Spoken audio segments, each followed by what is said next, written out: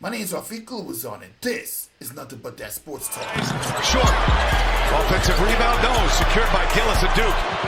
Flag pushing, looks at the clock, fires a three. Down it goes. Cooper Flag beats the buzzer. And now it's Darian Williams. And this is who you want. Knox will pick him up. Williams corkscrews up, off, and down! Final seconds. Wagner with it. Driving on Hawkins. Firing off. Texas Tech has won. Yeah. NCAA March Madness. Fun times, isn't it? As I welcome to this episode of Nothing But That Sports Talk, Rafique Louison, alongside a certain Duke fan who's very excited, right down in the LI, Ryan Walker. Yep.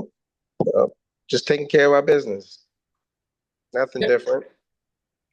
We need to take care of our business indeed. But speaking of taking care of business, the Duke Blue Devils took care of business as they literally knocked off the Arizona Wildcats in a very, very intense game. I mean, they almost came back, but at least for the time being, they made it to the Elite Eight back-to-back years.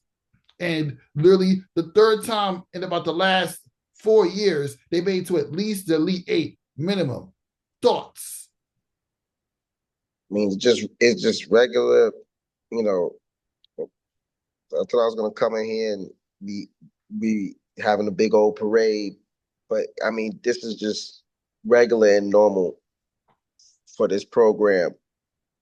God bless the years with Coach K and handed it down to John Shire, who was a 2010 national champion as a player, all Chicago, all state, all Illinois, excuse me. All state as a high school player, and he's done very well, very admirable in his time. Not winning a national championship this year or ever will not account for the job that he's doing with the guys there and the recruiting and what those guys are doing. They have a good basketball team all across the board. We had the last 4 years in the Elite Eight, back-to-back years. Arizona's a good team. They can shoot the ball very well. They had Caleb Love, who's a guy from North Carolina who was very familiar with Duke and beat them last year. But with Arizona, we played some close games with them in the last few years, and they started off very well. They were shooting the ball well, but like I said, Duke is so composed. With the transfer, Sion James, we got Malik Brown in there with a couple minutes, so that was good to see him on the court. And all the transfer guys and the freshmen have grown up. Cooper had a big game today, big time game. Kanupu played well. Sion James made shots. Evans came in there and made two big shots for us that we needed. Everybody just came in and played their role in the Elite Eight. They will play a tough Alabama team on Saturday, number 1 versus number 2. So it's going to be even more closely contested. Two teams that can definitely score and defend.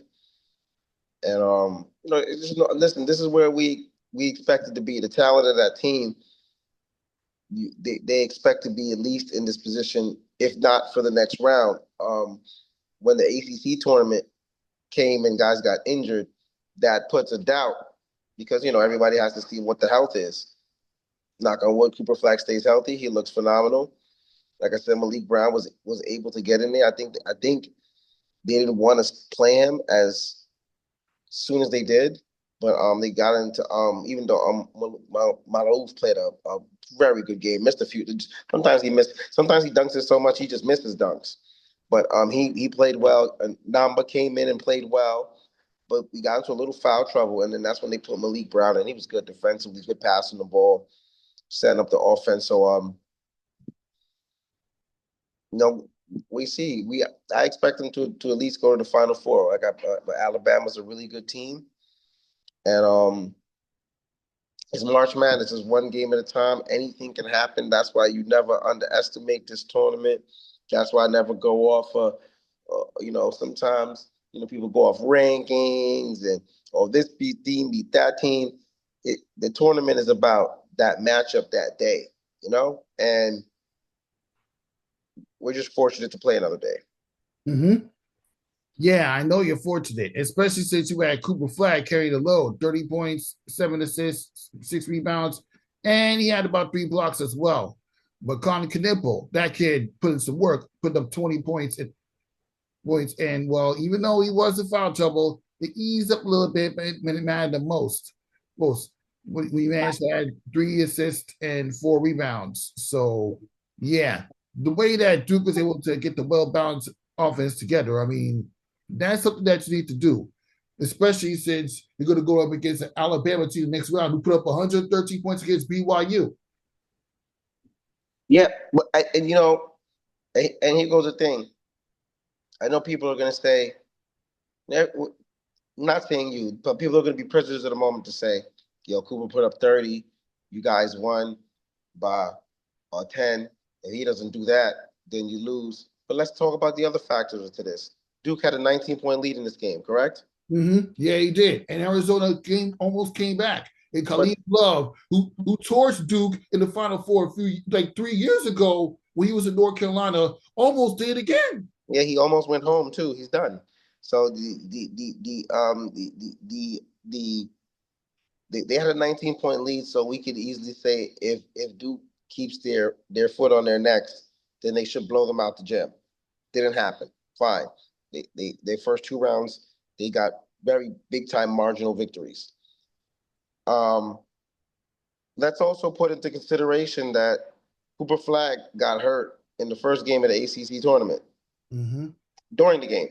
Mm-hmm. Also did Malik Brown. Not only did Duke still win the ACC tournament without them, correct? Mm-hmm. The first 2 games of the tournament, Cooper played well, but he didn't play super. But he played well.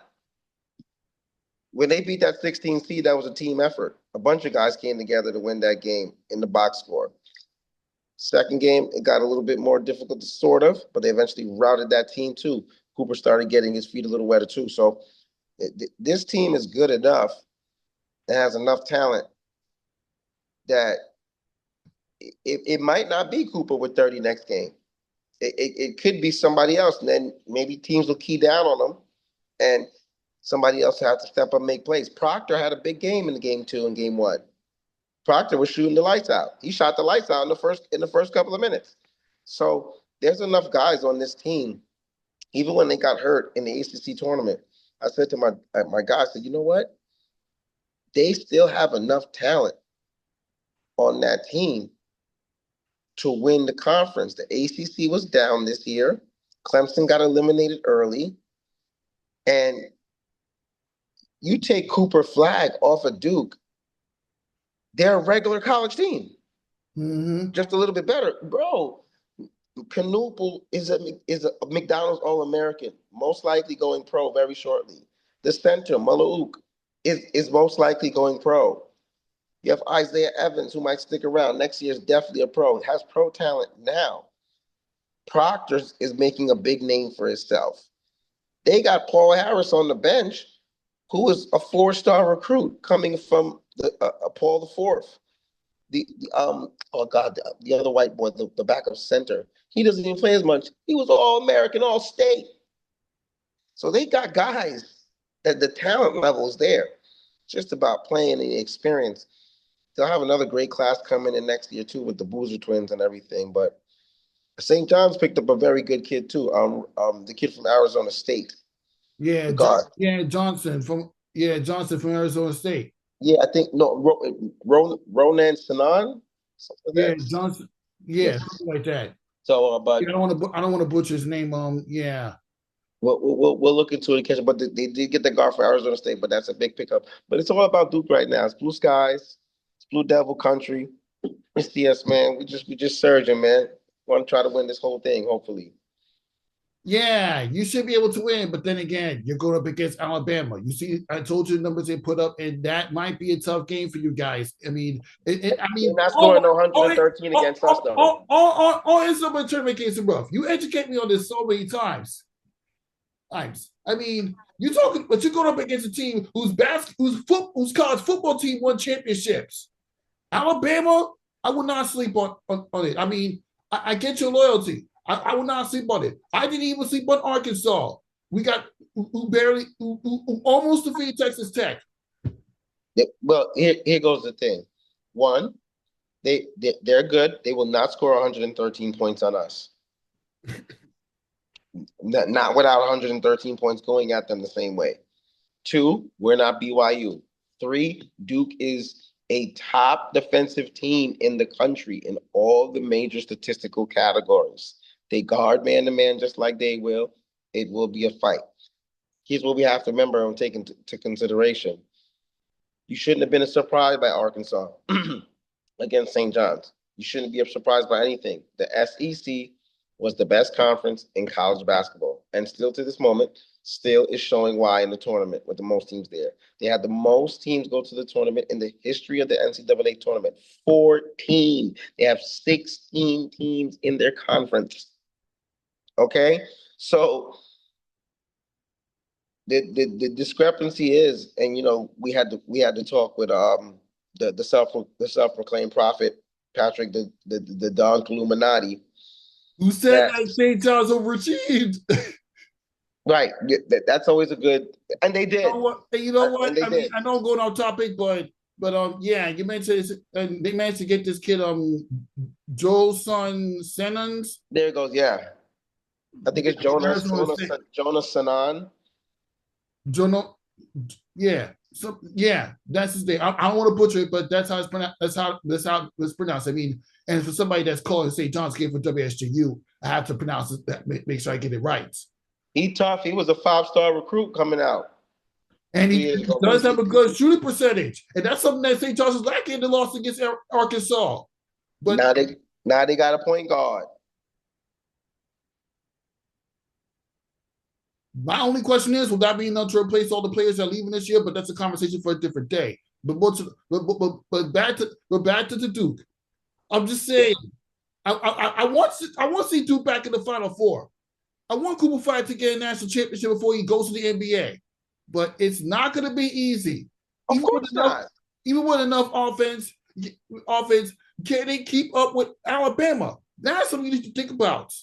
Well, but see, that's the part that's disrespectful of the conversation, though. I'm glad we're having this conversation. I'll say it again. The SEC is the best conference in college basketball. Exactly. I'm not arguing with you on that. Hey, Jenny, Alabama is a really good team. Arkansas was a really good team. Florida is a good team. Florida could win the national championship. Florida might be the national champions. Yeah, Florida hasn't gone to the Final Four since 2017. And they that, at one point, they won back-to-back championships, but yeah. Remember I said it. They dangerous. So Duke is not underestimating Alabama by any means. Just because we know that Alabama is a football school doesn't mean, like, you're not educating me. Colin Sexton, Utah Jazz, he went to Alabama. Mm-hmm. Okay? Avery Johnson was coaching at Alabama. There are many players that, for basketball-wise, that came from Alabama. So I'm not oblivious to that. They have talent. They recruit to win too. And they're in a conference where they have to be competitive all across the board. So this is, of course, a game they can lose. But you're saying that, like, even though Alabama's an SEC, guys, let's be real. Duke's been the best team in the country almost the whole entire year. Mm-hmm. So it's Alabama that also has to play Duke. And just like their TV work, and we've seen them score 113 points, and they're really good, and they did that against BYU. We scored 100 against Arizona, and Arizona's better than BYU, right? Even though BYU was in the tournament as well, too. You can't say it's going to be a good game on Saturday, but nobody's going to underestimate anybody, and Duke is well coached, and there's a lot of good experienced guys on that team with the core of freshmen. And I will tell you this much: if Cooper Flag plays like he did today, Alabama's going home. Okay, That only happened in two things. One, you have to figure out a way to slow down this man named Mark Sayers, who put up 30 points. A kid named Chris Youngblood. I cannot believe I'm saying Youngblood in this show, who put up 19 points. That's his name. And a guy named Clifford Omori, who had 10 points. Grant Nelson, he only had 6 points, but he did grab 10 rebounds. Damn. I'll just pull up the defensive numbers. Remember, we have a 7 foot. We have a 7 foot one. Here's the stats I'm saying to you. At number 2, flag bird out slip and fall when it's close. We're in the Elite Eight, man. I'm not talking. I'm not talking to no teams or nobody that's not in the Elite Eight. If you're not in the Elite Eight, you can't have a conversation with it.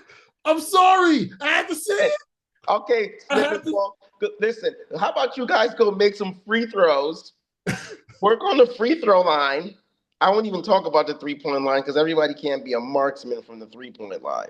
But just go work on those free throws and keep working the transfer portal. That shouldn't be happening. That shouldn't be a problem. It's Rick Pitino, but then again, do you know that Xavier managed to get Rick Pitino's son in the Big East? That might weather some feathers of the season that we've had this year.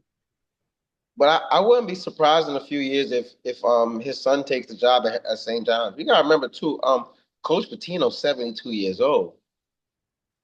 I'm saying he's coaching takes a lot out of you physically. A lot. The great coach will tell you, the Coach K's, the Roy Williams, they've been through a lot. Health and physical wise, many of them. It takes a lot on you. And God bless Rick Pitino. God bless him. 72 years old.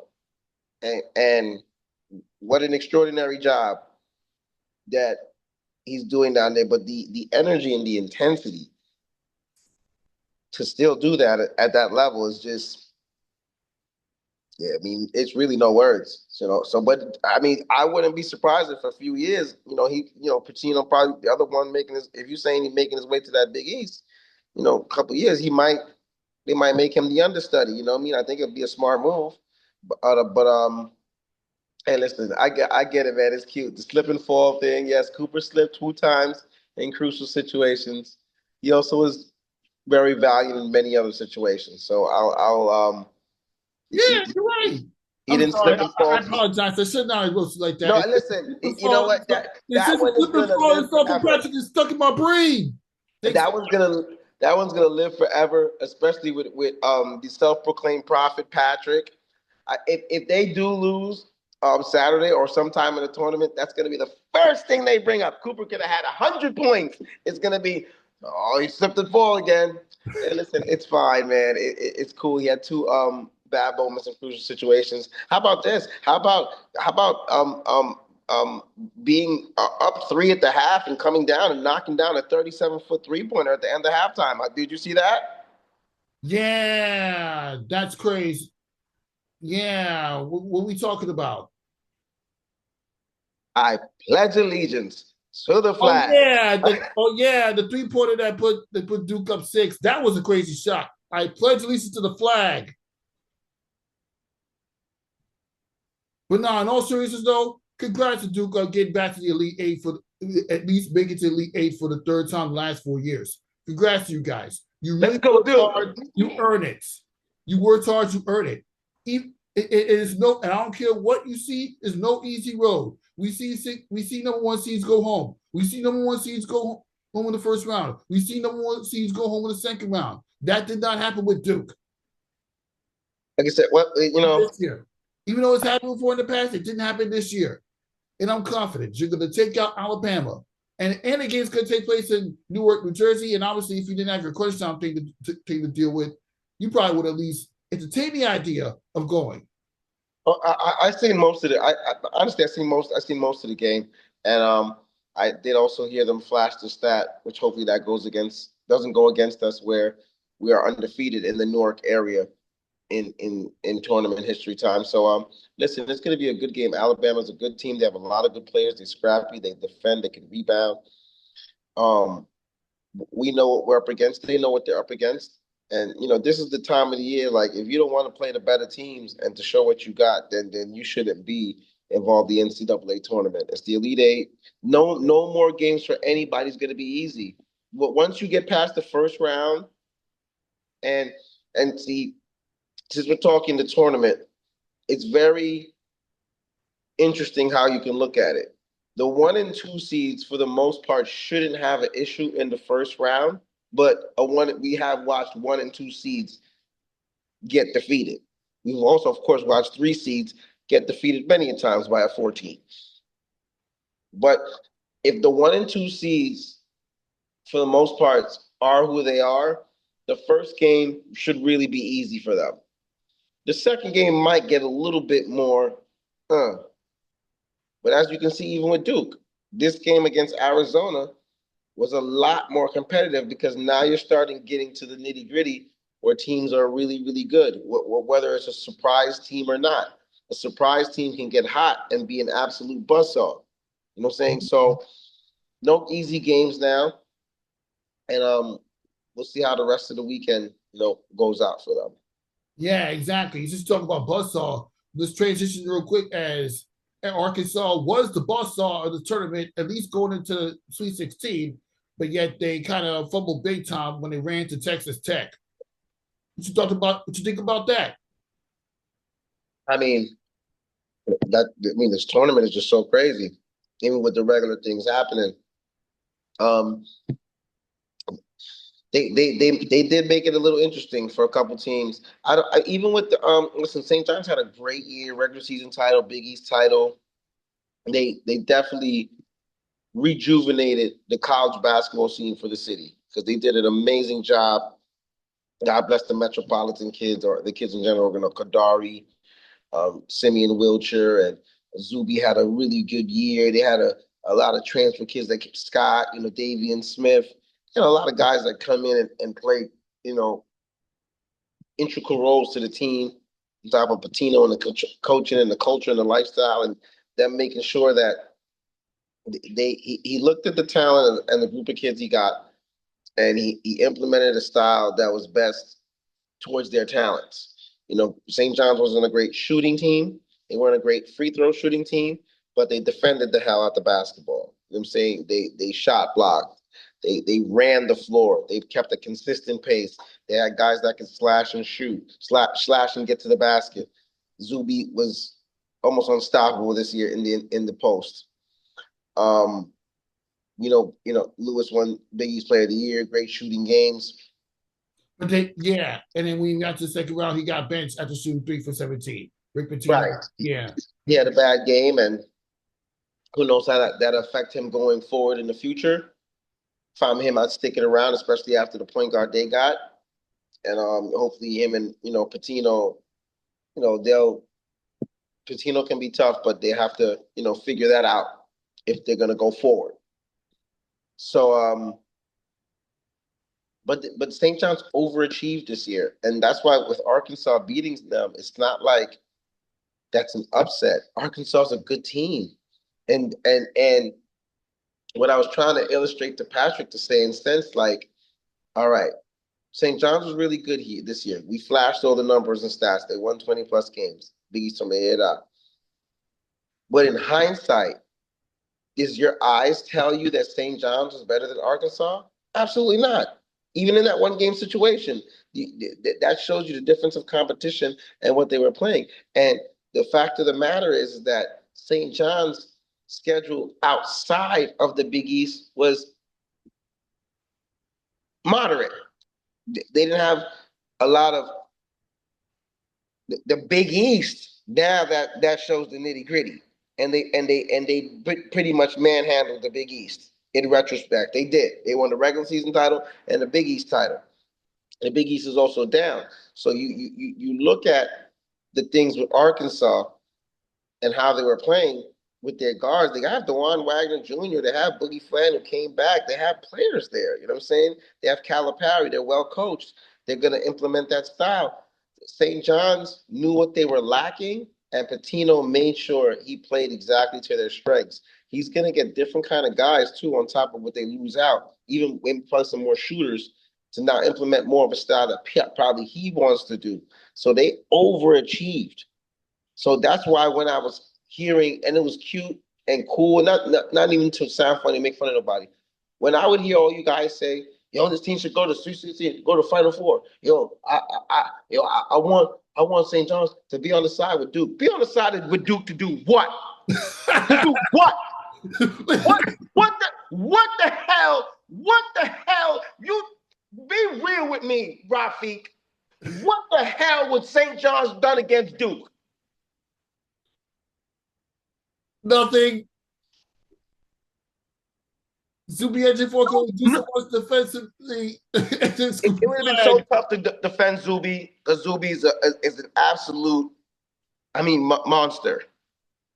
But no disrespect, from what my eye test tells me, if Duke would have played St. John's, they would have beat the hell out of them.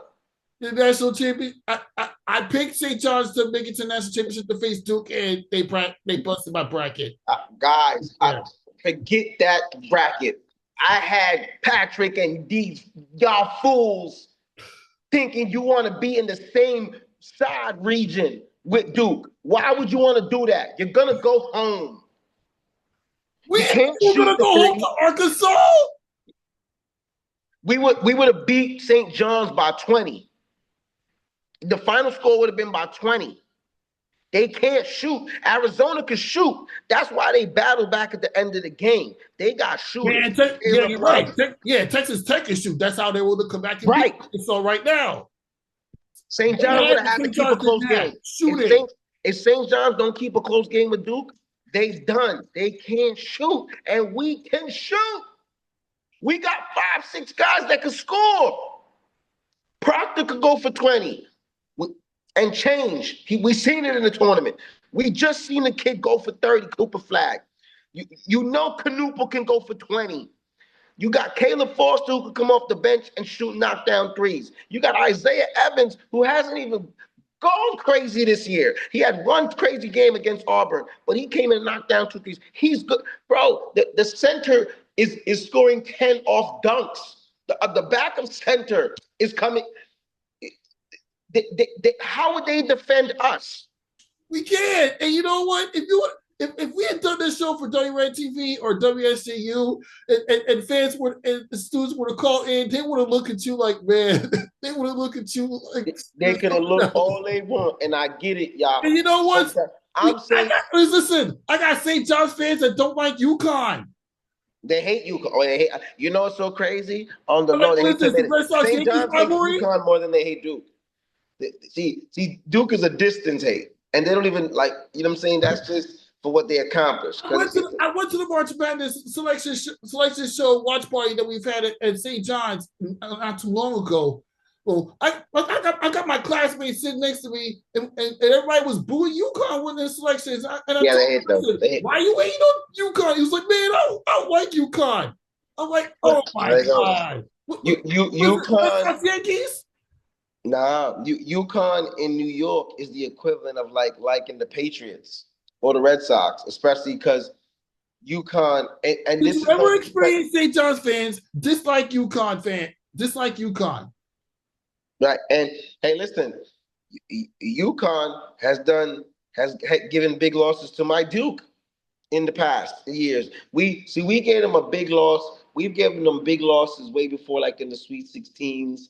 And I believe in big time games before, but they caught us in the 1999 national championship game with Shane Batty, William Avery, and those guys. They had Khalid El-Amin and Richard Hamilton and Jake Voskuhl, and they caught us in the Final Four in 2003 when it was a Mecca Okafor, and then UConn went on to finally win the national championship. So that program has had us with bad nights too, even though we've given them their share of losses as well.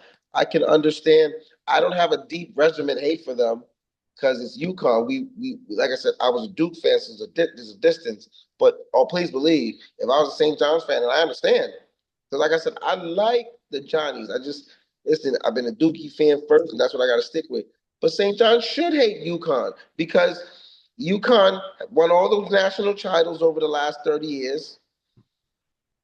What I know Patrick doesn't want to grab it because he talks about the past when it wasn't that, But when the tournament started calling it a national championship, St. John's has never won the national championship, and UConn has won a lot. So that's where a lot of and UConn in the past in recruiting, a lot of the times has not stole but won the players away that were supposed to go to St. John's and end up going to UConn. And that's a whole other different story. So they should hate them. That's why when St. John's beat up on UConn twice this year, you know how sweet that was for St. John's fans? They hate UConn. They hate Hurley. I know that's right. I would hate Hurley too. He got his own issues going on. But it would be nice if St. John's. It would be nice if St. John's could actually win the national championship one year, so that they could get a little bit of that finally, like, yo, we did it, and we're the guys that's running the Big East right now. But they're certainly running the Big East next year. They'll be the hunted, not the hunter. Yeah, obviously. Actually, since I know we went a little off topic. Texas. I already talked about Texas Tech's win over Arkansas. Yes. Darion Williams with the game-winning layup. That would come out sick by Texas Tech, and like I said earlier, and I kind of bring up the St. John's thing again because they had shooting to defeat them. All we can wonder is how they're going to hold themselves up when they in their very next matchup. March Madness.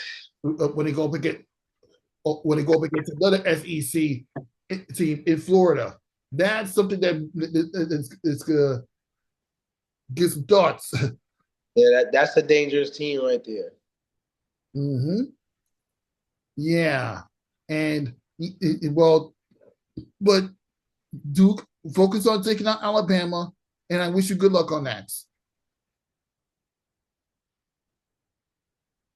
Okay, now we get to some New York Liberty talk this offseason, and obviously, recently they picked up Isabel Harrison, and obviously, but that's not even the big free agent pickup, because recently they traded the only pick in the first round to get Natasha Cloud. What you think about that? These are all the draft picks are not going to mean much to Liberty because their team is youthful in their prime and built to win now. Mm-hmm. So great pickup with Natasha, the other role player, because their goal is to try to win it again. And you need key role players and good guys, the players, pardon me, in the locker room, good voices. Natasha will definitely bring that on top of what they have. Jones is back. Stewie is back. Sabrina, we have a lot of good other role players that won on the team last year. Phoebe, you have Naja Laney, all these core pieces to come back with what they're acquiring now will just put them in position to have an opportunity to try to go back and make a deep run and possibly win it again. So these are great pickups. They got to come out to see in the regular season and set the tone and let everybody know that the big dogs defend home and put up a good record. I don't want to necessarily say to be the number one to go into the playoffs, but you want to have some type of home court. I think this Liberty core, especially with the players they're acquiring, home court in the series won't necessarily make a difference for them because we know that they can win at home and the road. And regardless of it, when you're a championship contender, you have to be able to win at your home and also on the road. So those are just pickups for postseason, and they take it one game at a time. Once the season starts, they'll be fine. I expect them to be in the thick of things once it's all said and done again. Yeah, you're right. They're going to be fine. And we already went over the Courtney Vander's departure. We're not really worried about her. She was, she was at the decline of her career, so I was okay with her leaving, especially since we are coming off a championship win. And but now we get to the bigger.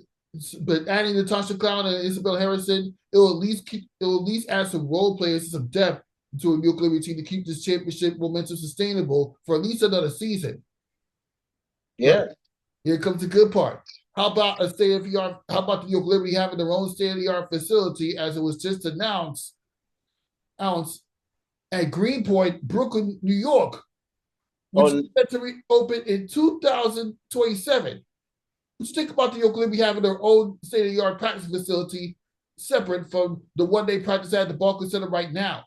I mean, you got so many different WNBA teams having their own practice facility in the Chicago Sky and the Las Vegas Aces. How about the Liberty having a state of the art practice facility? That's amazing. I wish they could. It takes time to build it. I wish they could get it sooner. This championship team definitely deserves to be a part of that facility. Hopefully, some of the girls that are on the team now will still be there in 2 years to be able to christen and open it up. That's amazing. They deserve it. I'm glad they found an area over there to let them to get it, and they deserve it. And you know what? You see, all this stuff happens with winning. And thank God that they won the WNBA finals. Plus, the TV, the media exposure, the money that they bring for the jerseys, everything. With them winning, those are some of the things that gives them the opportunity and the economics and for people to, invest to, and for them to get these type of facilities. And that's they deserve it. They're the champions. Well deserved indeed. I mean, I can't wait to see how it goes around. But yeah, now we get to some women's college basketball, and obviously not too many surprises, but one big surprise happened. Juju Watkins gets injured. Yeah, something you do not like to see. No, that is very sad. What you think about that injury? That one was very sad. That one sucks. Yeah, I mean, that was very sad for that girl. That very sad. It's not even like horrific for me to watch the play, but just to know that just had to happen to her. That one was, we all was envisioning USC South Carolina. But we just wanted to see Juju's, am I wrong? She's the best player in women's college basketball, right? Yeah, she's developed to be one of the greatest women's college basketball players right now. And yeah, even with USC, USC did advance after defeating at the steamroll to Mississippi State, but if you run into UConn, you're gonna have a tough time because they got Kansas State to deal with, who are coming off a big win against Kentucky. But when you run into UConn, you're gonna have a tough time. Yeah, you're gonna have to get a pager. And Miss Beckers is there, so we'll see. But man, that was just very sad for Juju. Very sad to see that happen. Hopefully, she just has a great recovery, so that this way she's gonna be a very, very fine and good player once she does get to the WNBA. Yes, she will. And I wanted to talk about women's college basketball. Here's some upcoming matches to look forward to. Of course, you got Maryland taking on South Carolina, NC State taking on LSU, Ole Miss taking on UCLA. How about UCLA? They've been surging this year. Lauren Betts is no joke. And yeah, you got North Carolina versus Duke. Or this time on the women's side. I know you're rooting for the men's side, but will you root for the women's side of Duke to win national championship too? Especially when you have to deal with North Carolina? Oh yeah, well, I'll tell you this much: I don't have them. The Duke girls are actually good too, but they're not like the. The boys level, I guess per se, but they're a really good team in that level of college basketball. You cannot root for the men's side and not. You can root for the men's side, but if you're going to root for the men's side, you have to root for the women's side too, since you know. Yeah, I'll tell you this much: I don't want them to lose to North Carolina. So where we're going on that. It's Blue Devil country, man. We got still there's actually some New York girls on the team too. So Yeah, we know it's Blue Devil ladies' country, man. We gotta support them to win too, and they have a chance to. It'd be more astronomical, but they do actually have a chance to get to the Final Four and do some things. So let's go Duke on that behalf too. Yeah, and now we get to the second half. Now we get to the second half of the Sweet 16 bracket. You got you got Notre Dame. How about Henny Hidalgo from Notre Dame taking on TCU, led by a certain former national champion in Henny Van Lith, who won a national championship for LSU a few two seasons ago. Oh, and then you have Texas taking on Tennessee. UConn taking on Oklahoma. Oklahoma got to pick up a good piece in Aaliyah Chavez. I seen her ball in New York last summer. She can do some things. Yeah, she can hoop. And then you got USC taking on Kansas State, as I mentioned earlier. So, what matchup are you looking forward to most between what I just listed? Oh, you know, I'm looking forward to Notre Dame matchup. That backcourt, those two girls. It's a joy to watch them play. Get closer, it's a little blurry. So the Notre Dame game, you know, I want to see those girls play, man. Those pit bulls over there. Mm-hmm. And he has the Women's Champions Classic representation with Tennessee and UConn make it to the Sweet 16. I mean, it's going to be a lot of talk. If one of these two teams actually gets to the national championship game, or at least the Final Four, the ratings for next year's Women's Champions Classic is going to go up and take it for somebody that was there. It brought Women's Final Four WNBA Finals vibes when I was at the Women's Champions Classic last year, or earlier this year, rather. It really did. Great environment. Might get spicy. Mm-hmm. Yeah, very great and spicy. And yeah. Now we get to nothing but that sports talk, quick talk. I mean, obviously, opening day went down. The New York Mets lost an opening day to the Houston Nationals on the road, while the Yankees picked up a win against the Milwaukee Brewers. That's on the baseball side. And then, of course, high school, you had the Dome taking place at American Dreams, and Kyan Anthony led Lehigh to a victory. And then, of course, yeah, that's pretty much it. Yeah, some of my guys went to the Americana Dream Mall, so they said it was a great looking facade and environment. So, but it's good that Lehigh picked up a victory. That's pretty dope.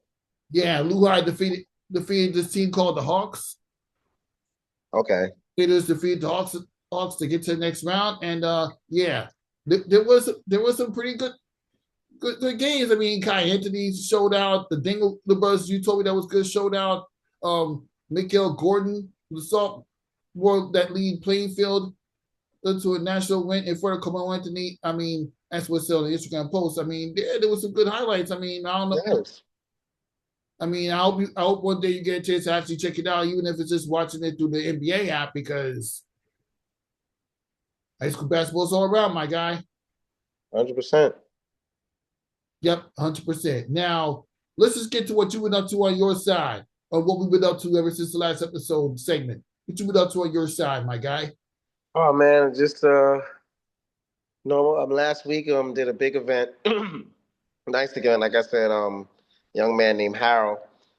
15 years old, started his own organization, Harold's for Hoops, and he raises money to bring the awareness to suicide prevention. And very good kid. Met his mom. His son actually see me as well. I was announcing at the Brotherhood, and this was actually for the winter session that just passed. So it was like maybe October or November. It was very early. The first week might have been like a November, and she see me announce, and she came over to me and she's like, oh, like she was like, well, hey, how you doing? Like, what's your name? She's like, yo, I really like you. You got a lot of energy. You're great. We're announcing, da da da. You're smart. You had me. My son was laughing. Da da da. So she's like, my son would love to have you, and I would love to have you as an announcer for an event that I'm doing. That's the show. I was like, cool. I was like, she was like, when is that? She was like, March. So she told us, well, that's a couple months away, but so I said, you know what? Let me put it in my calendar now, because look, you get super booked, and and then you don't want to get booked and promise people to do something and you can't do it. So she had an event. I think it was like in no maybe November, December, where she wanted me to come. There was some Knicks players there or some different stuff. I couldn't make it that time. I was very disappointed about that. But it was just more to meet people. It wasn't a basketball event. But she told me about this thing in March. Just happened last week, and Channel 12 News was there. It was very, very nice. Mike Sweetney, ex New York Knick, Georgetown alum, Hall of Fame, Georgetown, was there. He was signing autographs and doing stuff with the kids. They raffled off a Deuce McBride signed autograph ball. They had the fifth grade, sixth grade play, ladies division played. The JV varsity division played. They had food trucks. Like I said, Channel 12 was there. It was a great day. So I did that last weekend. Of course, crunch time. We went back to Massapequa for 1 week. We're back at Long Beach this weekend. Got 6 games coming up on Sunday. So a lot of work and good work to do there. And of course, I was doing the takeover tournament, live streaming, announced one game. This weekend I won't be at the takeover. I got the games to do at crunch time. And of course on Saturday, 20 presents. Location change, not Elmont. It's at Lawrence Woodmere. Lawrence Woodmere High School. My man Maurice Mo 20. My man Mo part of Maurice Mo 20 presents. He has his 20 hoops high school showcase, and there'll be 2 underclassmen games, a women's high school game, and the 2 big showcase games for the upperclassmen. And I'll be there doing the women's and the 2 showcase games. And it's gonna be great, man. There's a lot of good kids from Long Island, the city, metropolitan area, Connecticut, Jersey that'll be there playing. So it's a lot of research, a lot of guys to know, a lot of media is gonna be there. It's gonna be big time. So can't wait for that for Saturday, crunch time Sunday. Takeover tournament. We're gonna be doing that week by week for the live stream, and in a few weeks we'll be going to Jamaica with On Deck Sports, Unlimited On Deck Sports Soccer, to cover their soccer tournament out there. So just grinding and working. I got to get out to Brooklyn too. My man, Coach Fluto, where I'm coming out there, no sleep to Brooklyn. Got to come out one weekend when I'm out there to Rafique and come check us by the 218 school, East New York, Brownsville. So all right, let me know when that comes around so I can come down to some interviews. Yeah, it already started. If it starts in May, I'm definitely down because yeah. Yeah, listen, it's already in motion. So I think by the time when we by the middle of May, it probably will be done. So we got time. We got time. But he's got that going on. Connor and Jada played the other day. I was supposed to go announce for it. It's a Wednesday, but I was running around and doing so much that I was just so physically beat. No, it was a Monday.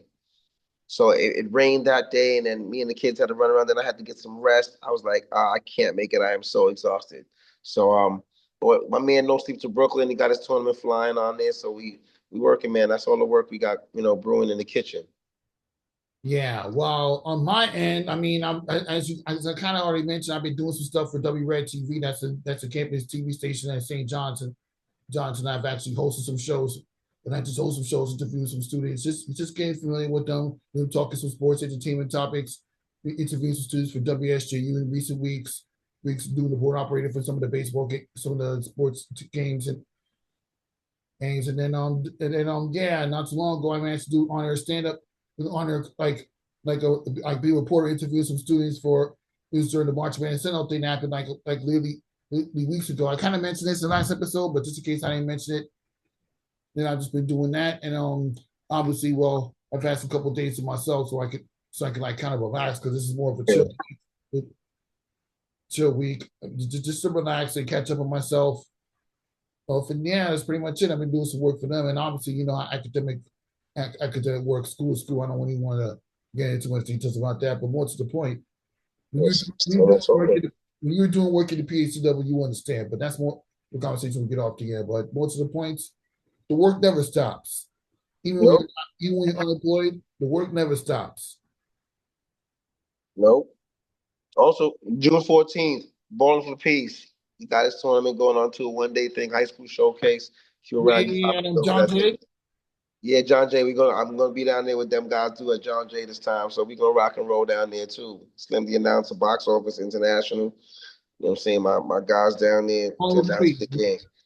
The very first game I covered is nothing but that sports talk. Back. Yeah. But that's a conversation for another day. But yeah. That concludes episode of Nothing But That Sports Talk. Thank you for stopping by, Ryan Walker. Rafique Louison. We about to sign off right now. Have a good night. Let's go, Luke.